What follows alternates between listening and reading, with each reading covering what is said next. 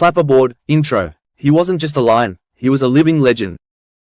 Scarface, the king of the Masai Mara, ruled not just with power, but with scars that told the story of survival. This is the true story, from his birth to his final breath.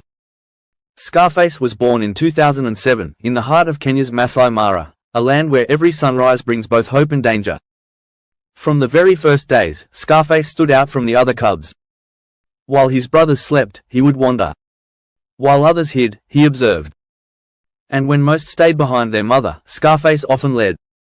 In the wild, being curious can be dangerous. But Scarface's courage wasn't reckless, it was instinct. He learned to read the wind, to watch vultures circling for signs of food or danger. He wasn't just surviving, he was preparing for something greater. As he entered adulthood, he formed a coalition with 3 other males, Marani, Sikio, and Hunter. These weren't just companions. They were a unit. Together, they would shift the balance of power in the Mara. They set their eyes on the Marsh Pride, one of the strongest lion groups in the region. Taking over a pride means war. And war leaves scars. During one of these vicious battles, Scarface suffered a deep gash above his right eye, a wound that would never fully heal. From that moment, he was Scarface. But he didn't hide the injury, he wore it like a badge of honor. With the coalition in control, they ruled not just with force, but with strategy. They patrolled borders, shared hunting grounds, raised cubs. And each brother played a role, but Scarface? He was the face of fear and respect. Over the years, Scarface defended his pride against rival coalitions and marauding hyena clans. He survived floods, droughts, starvation, and even confrontations with humans. Once, he was found with a spear wound, likely from a clash near a village, but he recovered. Rangers called him the Miracle Lion for how many injuries he healed from.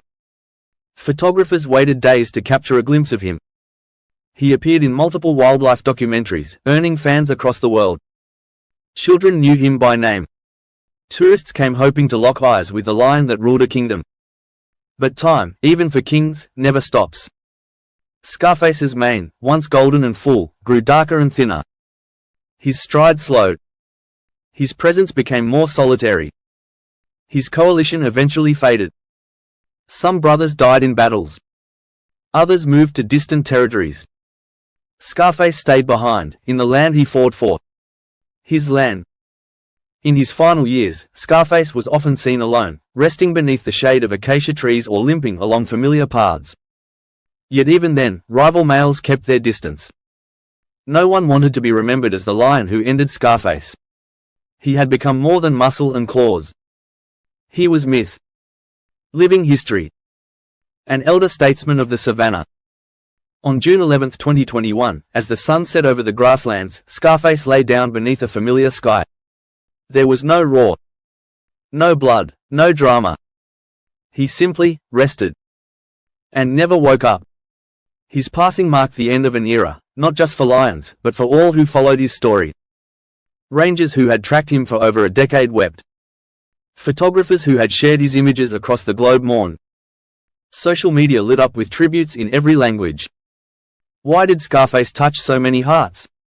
Because in a world where so much is artificial, he was real. He reminded us of the raw truth of life: survival isn't easy. Leadership has a price. And even legends grow old. His image now lives on, in classrooms, conservation centers, and artwork from every continent.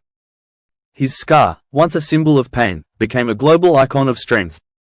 Scarface may have stopped breathing. But his story? It still echoes across the plains. After his passing, Scarface's legacy only grew stronger. Wildlife photographers shared never-before-seen footage of him, moments of tenderness, strength, and resilience. Documentaries were produced around his story, using his life as a lens to educate viewers about lion conservation and the fragile balance of African ecosystems. Schools across Kenya and beyond began using Scarface as a symbol of wildlife pride, turning his scar into a lesson about survival, aging, and dignity. Environmental groups named campaigns after him, rallying support to protect lion habitats and reduce human-wildlife conflict. In murals from Nairobi to New York, his face, half-shadowed, scarred, yet proud, became a reminder of what's at stake if we lose touch with nature. Even years after his death, visitors still ask rangers about him. They want to walk where he walked, to stand where the king once stood. And those who saw him in person, they don't just talk about a lion. They speak of presence, of soul, of something unforgettable. Scarface didn't just live in the wild. He lived in the hearts of those who saw him, and continues to live on as an icon of the wild world we must protect. Speaking head, outro. What part of Scarface's story moved you the most? Tell us in the comments. And if you believe nature still holds legends worth telling, subscribe to the Unscripted show for more stories that stay with you.